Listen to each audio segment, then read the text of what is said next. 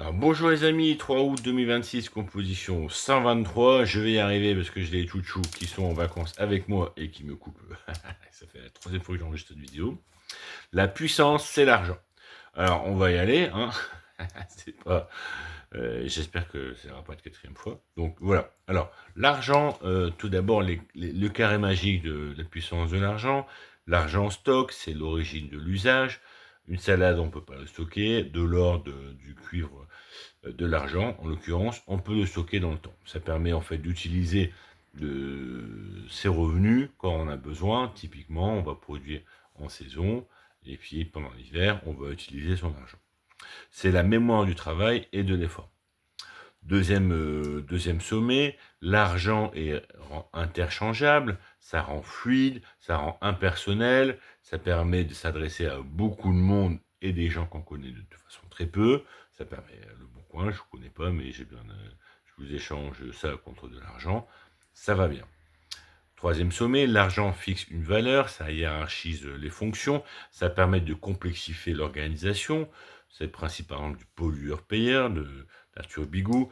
Le coût d'une entreprise, la société doit refaire paraître sur reparaître le coût sur l'entreprise. C'est toute la problématique aussi des rapports internationaux. Comment on fait, par exemple, pour telle entreprise qui a un impact écologique ou social, comment on fait pour équilibrer les choses. Enfin, là aussi, il y a toute la question de combien vaut une compétence. On fera peut-être une vidéo sur comment on fixe la compétence, comment le marché fixe la valeur d'une compétence. Voilà, mettez en commentaire si ça vous intéresse. Et puis le dernier sommet, l'argent rend lisible, ça vaut autant, ça construit une échelle commune, comparable entre les individus. C'est la comparativité. Voilà, c'est même en amont. C'est simplement l'échelle sociale, hein, pauvre, riche, tout simplement, c'est l'argent qui le fait. Tous ces éléments permettent d'être puissant, de s'adresser à beaucoup de monde, d'être reconnu, de pouvoir faire de grandes actions, etc. Alors, dans l'antithèse, on va avoir quelque chose qui est assez en filigrane. Vous allez voir, c'est quelque chose qu'on a tendance à avoir plus que ça une fois qu'on le sait. Le statut peut changer par la force. Et le marché, à ce moment-là, ne se régule plus par un mécanique d'offre et de demande, mais se rigidifie sur une position qui est déterminée. C'est typiquement ce qui se passe ici, par exemple, sur notre territoire, sur le rapport entre terre agricole et terre à bâtir. C'est une décision politique qui décide du statut de la terre qui peut être à bâtir ou de la terre agricole. C'est pas quelque chose d'écologique, hein. Et donc, et ça va pouvoir multiplier le prix par 10. C'est l'argent magique des subprimes, où on a vu passer tous ces milliards sortis par les banques centrales et par les gouvernements pour stabiliser le système économique. On se dit, c'est pourquoi ils peuvent sortir des milliards pour stabiliser les banques et pas stabiliser les hôpitaux.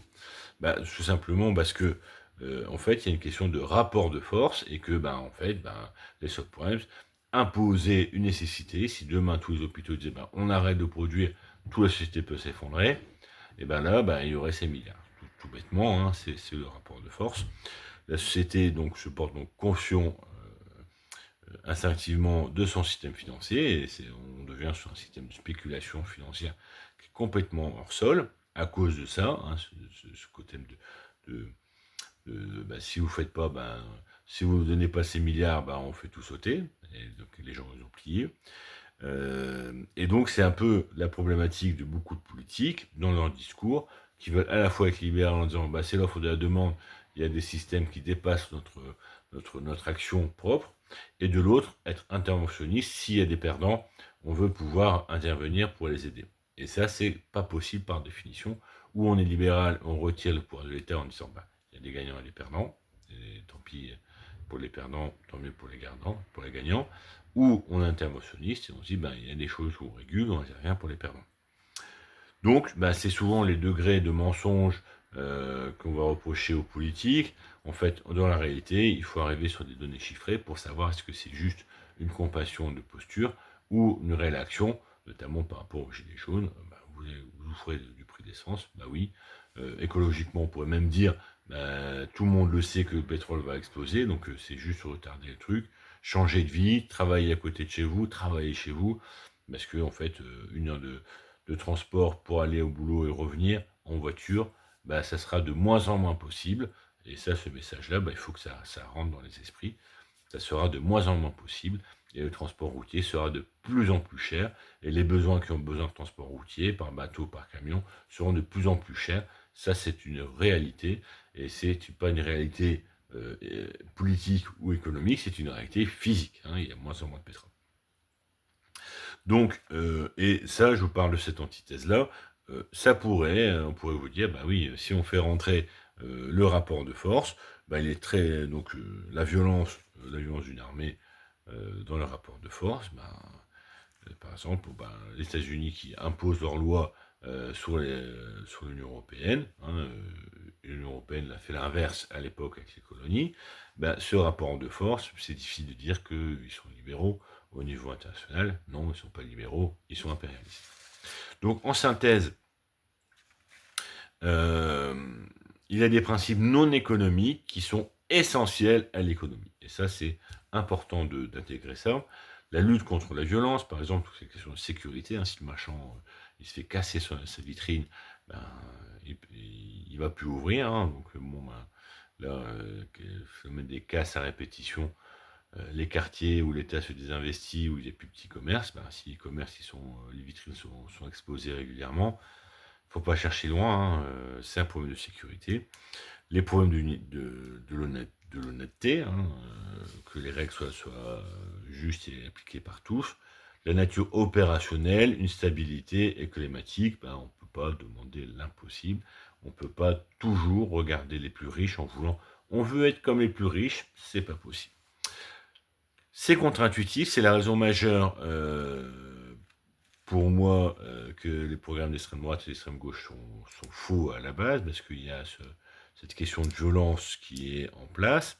Et donc, c'est facile après de dire, ben, le migrant, il est moins performant qu'un natif. Ben, c'est sûr que le migrant, si on le fout des gros coups de latte dans la tronche, il va être moins performant que le natif. De l'autre, si on a des patrons qui ont peur pour leur vie, eh bien oui, ils vont répondre aux injonctions de salariat. Néanmoins, les travaux intellectuels, c'est-à-dire les questions de gestion, de direction, méritent aussi attention. On en a besoin dans la société, il n'y a pas que ça, mais on en a besoin. Et donc, le fait d'empêcher ces gens-là de travailler librement, comme tout à chacun, eh ben, ça va limiter les performances de leur travail. Donc, on va d'un coup comprendre que on arrive à la dérive de la paranoïa de Staline, qui élimine systématiquement tous ceux qui commencent à prendre des responsabilités. Et puis, en fait, on avance autant dans la direction, on y va tous ensemble, mais si on se trompe, on se trompe tous ensemble aussi. Donc voilà, après moi la question que je pose sur ce sujet-là, c'est souhaitons-nous réellement une société plus violente? Et c'est vraiment un sujet que je parle aux gens qui sont tentés par les voies d'extrémistes. Voulez-vous une société plus violente? Et si oui, parce qu'il y a beaucoup qui sont tentés par le oui, sachez que vous serez peut-être les victimes de cette violence.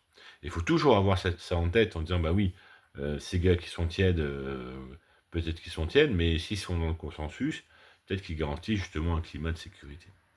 Donc pour conclure, simplement la noblesse de la politique, c'est la justice, c'est parce que les règles sont appliquées par tous que de plus en plus de monde vont les appliquer, et c'est comme ça que l'on crée un espace économique viable. C'est ce que beaucoup attendent au niveau des conditions sociales, des conditions écologiques, que ce soit les mêmes entre les activités, et je pense notamment au monde agricole, que ce soit les mêmes règles appliquées en France que celles qui sont appliquées aux produits qui sont importés, TAFTA, production asiatique, etc. Voilà, je vous remercie beaucoup pour votre attention, bonne journée à vous, on y est arrivé, à très bientôt.